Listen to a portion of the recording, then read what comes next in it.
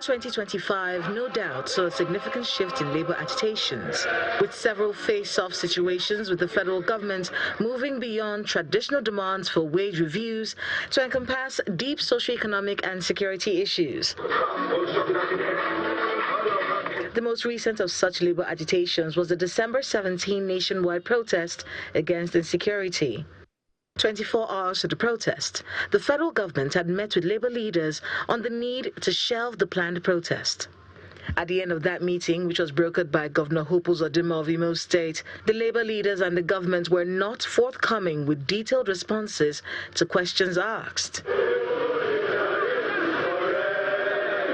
On the day of the protest, labor leaders accused the government of always using security to intimidate workers whenever they have a reason to agitate. In terms of labor issues, the office of the Secretary to the government and the Minister of Labor are responsible. So not the heads of security, whether that is to intimidate us or not. I've never seen any country where there are labor issues, you call security people either to intimidate us or whatever. Before the nationwide protest against insecurity, the NLC and TUC had also protested against the controversial 50% hike in electricity and the telecoms tariff. Inflation in 2025 continued to be a main driver of industrial disputes.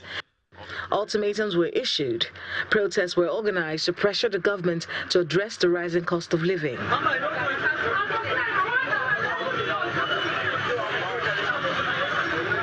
In the public sector, the joint health sector unions, JOHESU, as well as the National Union of Resident Doctors, embarked on a strike in the latter half of the year, crippling healthcare services and heightening deep-seated grievances over remuneration and hazard allowances.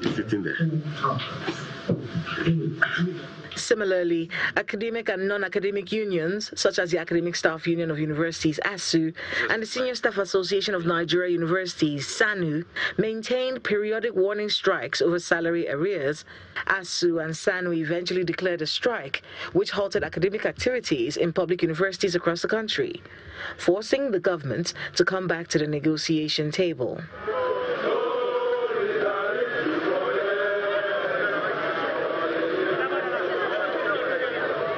Perhaps never to be forgotten is the face-off between the members of the Nigeria Union of Petroleum and Natural Gas, NUPENG, the Petroleum and Natural Gas Senior Staff Association, PENGASIN, and the Dangote Refinery.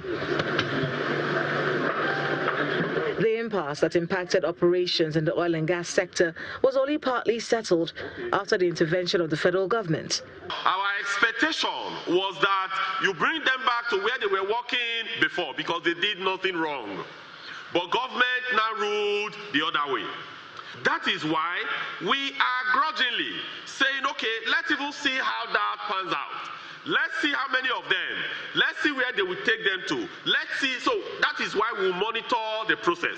In the series of negotiations that followed those labor activities that shaped the outgoing year, new agreements were struck, some old pledges redeemed, and normalcy restored in most cases.